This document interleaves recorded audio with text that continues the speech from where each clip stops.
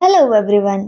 आता घरी आल्यावर नेक्स्ट डेला मला पुन्हा मावशीकडे जायचं होतं कारण त्यांच्या नवीन घराची कलश पूजा होती. कॅमेऱ्यासमोर बघितला की आमचा सोनू नेहमी रेडीच असतो.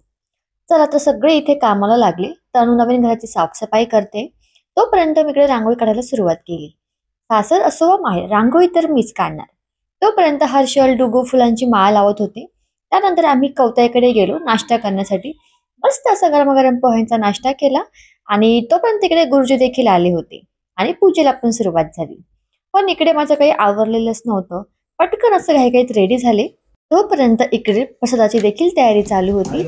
आणि हा बघा आमचा भाऊ किती हेल्प करतोय शिरा बनवण्यासाठी. फक्त फिरवतोय. फिरव फिरव.